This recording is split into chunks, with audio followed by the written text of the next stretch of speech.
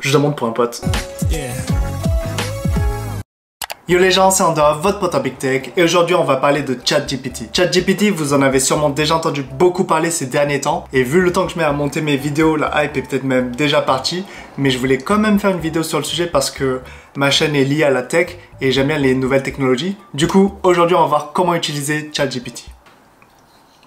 Vous allez tomber sur ce site-là, https://openai.com/blog/ChatGPT, et cliquez sur Try ChatGPT, ça va vous rediriger vers une page pour login ou sign up.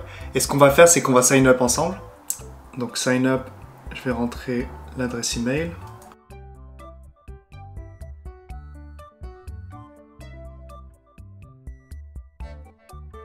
Donc pour résumer, pour s'inscrire, c'est simple, c'est gratuit. J'ai simplement utilisé une adresse email et mon numéro de téléphone pour valider le code. Donc on nous dit qu'on a accès à une preview gratuite, que leur objectif en fait c'est d'améliorer le modèle grâce à nos feedbacks et qu'il se peut que comme c'est une preview, il y a quelques erreurs dans les réponses du chatbot. Next. Ensuite c'est cool, ils nous disent comment ils collectent les données. Ils nous préviennent qu'ils peuvent review nos discussions avec le chatbot. Donc faire attention. Ils nous disent aussi de ne pas partager les données sensibles. Donc voilà, c'est pas le genre d'application où tu mettrais ton numéro de passeport ou ton numéro de sécurité sociale, clairement. Donc faites attention à ce que vous partagez, à ce que vous écrivez au bot. Évidemment, comme c'est en preview, ils aiment bien les feedbacks. Et ils ont même un serveur Discord, si ça vous intéresse. Done. Ok, donc là on a notre petit environnement de chatbot. Donc ici on peut créer un chat, on peut changer entre dark mode et light mode. On a un accès au serveur Discord, FAQ et logout. Avant de rentrer dans toutes les features ou toutes ses capacités, on va d'abord lui demander de se définir. Qu'est-ce que ChatGPT? Donc il nous donne sa petite définition de lui-même. ChatGPT est un modèle de traitement automatique de langage développé par OpenAI. Il est capable de générer du texte en utilisant un grand jeu de données d'entraînement et est utilisé pour diverses tâches telles que la génération de contenu, la réponse des questions et la traduction automatique. Il est basé sur le modèle GPT, Generative Pre-trained Transformer de OpenAI. Donc c'est un modèle de traitement automatique de langue qui se base sur le nouveau modèle qui a été développé par OpenAI. On va revenir sur la page d'accueil parce que je pense que c'est intéressant de voir ce qu'ils ont mis en introduction de page d'accueil pour décrire ChatGPT. Remembers what users said earlier in the conversation. Donc ça, c'est une des choses les plus puissantes. Il garde le contexte. Tu as vraiment l'impression qu'il te comprend et qu'il y a une suite, qu'il y a une vraie discussion, un vrai échange avec un humain. Bon, ici avec un bot, mais tu as vraiment l'impression que c'est une discussion naturelle. Allows user to provide follow-up corrections. Donc ça c'est pour affiner ses prompts. Trying to decline inappropriate requests. Bon ça nous intéresse un peu moins vu qu'on est des gens bien. Mais bon je pense que ça n'a pas du tout été facile pour eux à implémenter. Donc bravo à eux.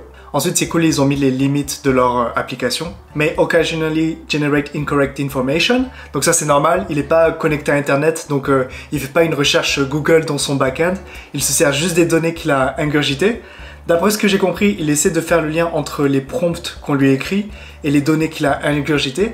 Et il cherche en fait de faire des relations entre les mots et d'output quelque chose qui aurait du sens pour un humain. Apparemment, ça marcherait plus comme un système d'autocomplétion de phrases. Il cherche une suite logique à notre prompt plutôt que de chercher une réponse exacte. May occasionally produce harmful instruction or biased content.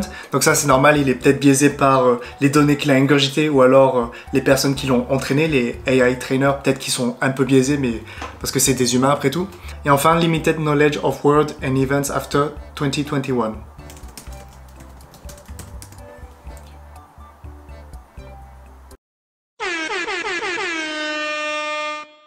On est d'accord. Sinon, on peut voir les exemples sur la page d'accueil. Donc les deux premiers exemples, ce sont des prompts qui seront probablement les plus utilisés par le grand public.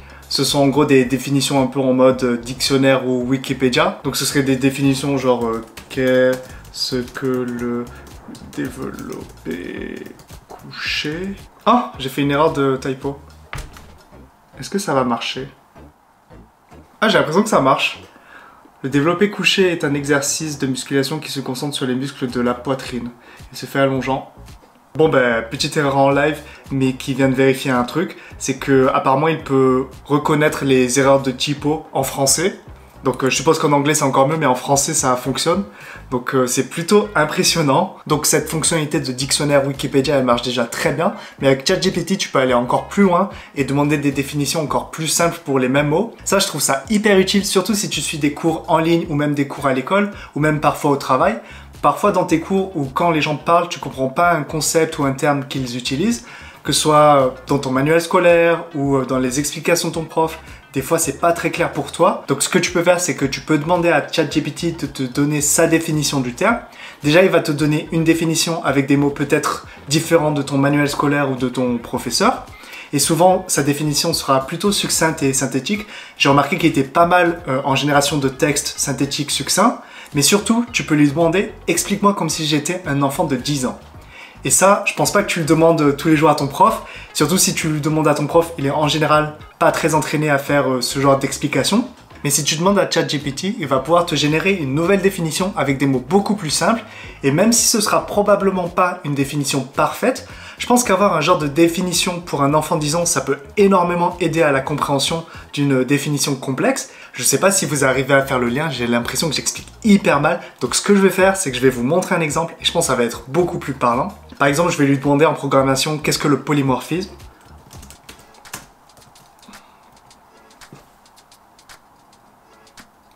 Et là, il va nous donner une réponse. En programmation, le polymorphisme est un concept qui permet de traiter des objets de différentes classes de manière similaire en utilisant une seule interface commune. Donc, très accurate comme définition. Cela signifie qu'un même appel de méthode peut produire des résultats différents en fonction de l'objet sur lequel il est appelé. Le polymorphisme est réalisé en utilisant des méthodes abstraites et des interfaces qui définissent des signatures de méthodes communes mais n'implémentent pas leur comportement. Les classes qui implémentent ces interfaces ou héritent de ces classes abstraites peuvent alors fournir leur propre implémentation des méthodes définies par l'interface ou la classe abstraite. Cela permet de traiter des objets de différentes classes de manière uniforme sans avoir à connaître leur type spécifique. Donc ici, il nous a donné une explication très détaillée, très complète sur qu'est-ce que le polymorphisme. Mais parfois, quand tu es étudiant, si tu as une grosse définition comme ça, des fois tu comprends pas trop parce que ça utilise un peu des termes complexes. Donc ce que tu peux faire, c'est que tu peux lui redemander la même chose mais dans un autre registre. Explique-moi comme si j'avais 10 ans. Le polymorphisme, c'est comme si tu avais plusieurs jouets différents, mais qui ont tous une pièce qui s'appelle bouton marche. Tu peux appuyer sur le bouton marche de chaque jouet et ils vont tous fonctionner, mais chacun à leur manière. C'est pareil en programmation, on peut demander à plusieurs objets différents de faire la même chose en utilisant la même commande, mais chaque objet va la faire à sa manière. C'est comme si tous les joueurs répondent à la même commande bouton marche, mais chacun avec son propre mécanisme interne. Je trouve ça hyper puissant de pouvoir lui redemander de reformuler, parce que maintenant ce que vous pouvez faire, c'est simplement lire cette nouvelle définition, cette petite analogie pour un enfant de 10 ans, et dès que vous la comprenez, vous relisez la définition qui est un peu plus complexe au-dessus, et enfin à la fin, relire la définition qui est dans votre manuel scolaire ou la définition de votre prof, puisque c'est la personne qui vous fait passer l'examen. Et normalement, si c'était pas clair avant, maintenant c'est beaucoup plus clair quand vous la relisez. Honnêtement, si tu te sers de ChatGPT comme d'un outil et pas comme une source parfaitement exacte, c'est vraiment très puissant, et je pense que ça va grandement aider les humains à apprendre plus rapidement, d'être beaucoup plus productif. Ensuite, le deuxième exemple, ça utilise la fonctionnalité de ChatGPT de suggestion-recommandation. En fait, ce qu'il va faire, c'est qu'il va regarder dans toutes les données qu'il a ingurgitées et il va essayer de faire une liste qui fait sens selon le prompt que vous avez écrit. C'est peut-être un des meilleurs usages de ChatGPT pour trouver un peu des recommandations lorsque vous êtes à court d'idées ou lorsque vous avez la flemme. C'est un outil de recommandation assez puissant. Ce qu'on peut faire, je vais donner un exemple. Par exemple, je peux lui demander qu'est-ce que je pourrais dîner ce soir et je viens de remarquer que j'ai encore fait une erreur de typo et il a capté. Donc pot-au-feu traditionnel, steak frites accompagné de sauce béarnaise, gratin dauphinois, cassoulet, blanquette de veau. Je me demande s'il est pas un petit peu biaisé parce que comme j'écris mes prompts en français, il me propose des spécialités françaises. Mais bon, ce que je veux vous montrer, c'est qu'on peut affiner encore plus notre prompt. Donc comme j'ai dit précédemment, il garde le contexte et on peut affiner notre prompt. Donc par exemple, je peux lui dire je préfère... Je vais essayer de moins faire d'erreurs de typo. Et là, normalement, ce qu'il devrait faire, c'est qu'il va refresh sa liste et mettre que des plats asiatiques. D'accord, voici 5 plats asiatiques que je vous recommande. Et là, il nous a proposé 5 plats asiatiques. Donc, pho-bo, soupe de nouilles vietnamienne à base de bœuf. Pad thai, nouilles sautées thaïlandaises. Ramen, donc soupe japonaise de nouilles. curry rouge, sushi. Il y a pas mal de plats de nouilles. Et si on lui dit je suis allergique aux nouilles. Désolé de l'apprendre. Voici 5 plats asiatiques qui ne contiennent pas de nouilles. Riz frit à la viande et aux légumes chinois, laksa, soupe malaisienne épicée à base de lait de coco, gado gado, plat indonésien à base de légumes et de sauce aux arachides, mou krob, porc croustillant thaïlandais, tandoori chicken. En plus, il est hyper sympa, il dit « Si vous avez des allergies alimentaires spécifiques, il est important de vérifier auprès du personnel de restaurant si vous commandez un plat. » Ce qui est puissant avec le système de recommandation de ChatGPT, c'est plusieurs choses. Déjà, il connaît beaucoup plus de plats que toi parce qu'il a ingurgité des tonnes de données. Donc, il connaît beaucoup plus de plats que toi, beaucoup plus de plats asiatiques sans nouilles, par exemple. Mais aussi, ce qui est puissant, c'est que tu peux tout le temps ajouter toujours plus de prompts pour affiner ta recherche. Et en fait, ça marche un petit peu comme un filtre personnalisé à l'infini. Donc là, je l'ai fait pour la nourriture, mais imagine genre, je sais pas, une idée de startup, un genre de ChatGPT pour les vêtements. Je connais pas assez le modèle de ChatGPT, donc je saurais pas dire si ça pourrait marcher. Genre, prendre le modèle de OpenAI, mettre toutes les données de ton site de vêtements, que ce soit Zalando, H&M ou autre, et simplement changer les paramètres du modèle pour que ça colle à l'industrie du vêtement. Écrire ton prompt très précis, genre, je souhaiterais un vêtement bicolore avec au moins 60% de coton, des logos tourbillons sur les épaules, et qui coûte entre 10,13 € et 38,56 € et qui est waterproof. Et bim, tu pourrais avoir un genre de moteur de recommandation avec des filtres personnels à l'infini. Enfin, le troisième exemple, donc il est assez puissant parce qu'il va montrer que ChatGPT n'est pas seulement capable de générer du texte, mais il peut aussi générer du code. Donc, how do I make an HTTP request in JavaScript? Donc là, on va lui demander comment faire une requête HTTP en utilisant JavaScript. Bon, comme c'est sur la page d'accueil de ChatGPT, je pense qu'il va nous faire un truc correct. En plus, il y a une belle fenêtre ID, je trouve. Donc là, il nous explique qu'il y a plusieurs façons de faire une requête HTTP en JavaScript, mais le plus commun, c'est de faire des XML HTTP requests. Et là, il nous montre la requête et comment fetch l'API, etc. You can also use libraries like Axios or SuperAgent for making HTTP requests. Donc il recommande même des alternatives. Donc là encore hyper puissant parce que ça peut nous donner un petit peu un modèle, un draft de code sur lequel après on peut éditer simplement. J'ai vu qu'il n'y avait pas simplement juste des petites fonctions. Tu peux aussi carrément lui demander de coder une application entière ou même des pages entières. Donc par exemple si je lui dis écrit le code d'une page d'accueil de portfolio en utilisant React, il va nous donner un exemple de portfolio codé sur React. Donc là, on nous voit qu'il nous fait un petit component portfolio home. Welcome to my portfolio. Il nous met une barre de navigation, donc avec About, Projects et Contact. Donc c'est un peu ce qu'on a en général pour les portfolios. Et ensuite... Quoi ? Il a même écrit une description, je lui ai même pas dit que j'étais un software developer et il me dit déjà I am a software developer with 5 years of experience in building web and mobile application. I specialize in JavaScript and have experience with React, Angular and Vue.js. Ok, ça a rien à voir avec mes données vu que je viens de créer le compte. J'ai pas 5 années d'expérience.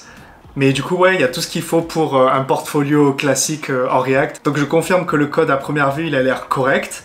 Et en plus, il y a même une explication à la fin. Ce qui est puissant avec ChatGPT, c'est que comme il a ingurgité beaucoup de données, il est capable de vous générer du code dans n'importe quel langage informatique. Et il n'est pas seulement capable de créer juste des components ou des fonctions, donc comme on vient de voir en JavaScript et React, il est aussi capable de générer des algorithmes pour répondre à des problèmes. Par exemple, je vais lui demander de répondre à la question LeetCode que j'ai résolue sur ma dernière vidéo et lui dire de répondre. Donc si vous voulez relire la question, vous mettez sur pause ou alors vous allez voir la vidéo que j'ai faite il n'y a pas très longtemps sur le sujet. Donc là, ce que je vois, c'est qu'il utilise JavaScript encore et donc... il fait exactement la solution optimisée que j'ai faite. This function uses a map to store the numbers. Oh, il y a même les explications hyper détaillées. Et il nous donne même la complexité temporelle du problème. Alors que c'était pas demandé... Ouais, c'était pas demandé dans mon prompt, mais il m'a quand même donné la complexité temporelle. Donc, vraiment puissant. Je vais pas rentrer dans tous les détails dans cette vidéo sur toutes les utilisations possibles de ChatGPT. Peut-être que je le ferai dans d'autres vidéos. Mais en gros, en ligne, il y a pas mal de gens qui ont donné des exemples, comme... je les ai tous notés. donc la création de contenu écrit, donc pour l'éducation, donc tout ce qui est dissertation, exposé, aussi pour les lettres de motivation ou tous les documents de candidature, donc ça marche très très bien. En ligne, donc les emails de vente ou les articles de blog. Les documents administratifs aussi, il est pas mal pour ça. Donc par exemple, si vous êtes étudiant et que vous changez pas mal d'appartements, il peut vous générer des lettres de fin de bail de logement. Donc vous aurez compris qu'on est au tout début de ChatGPT, mais que ses utilisations sont déjà hyper prometteuses. Je pense que si avant peut-être on avait une certaine course de l'information avec Google et Facebook, genre chercher les bonnes informations, etc. Maintenant avec ChatGPT c'est plus une course à la productivité qui va peut-être arriver. Je vous recommande d'essayer, je mets le lien dans la description. Pour le moment c'est un outil gratuit donc n'hésitez pas à tester. Voilà, merci d'avoir regardé la vidéo. J'espère qu'elle était intéressante et que vous avez peut-être même appris quelques trucs. N'hésitez pas à vous abonner, la chaîne YouTube commence à pas mal grossir, on est déjà 4000, c'est un truc de ouf. Et en plus les gens qui joignent sont vraiment au top, je le vois dans les commentaires, ils sont vraiment cool. Je vais continuer à encore plus m'investir sur la chaîne, c'est la première fois que je filme avec une caméra. Avant je filmais tout à l'iPhone 10S ou alors mon ancien iPhone 6S, donc j'espère que la qualité a un peu augmenté.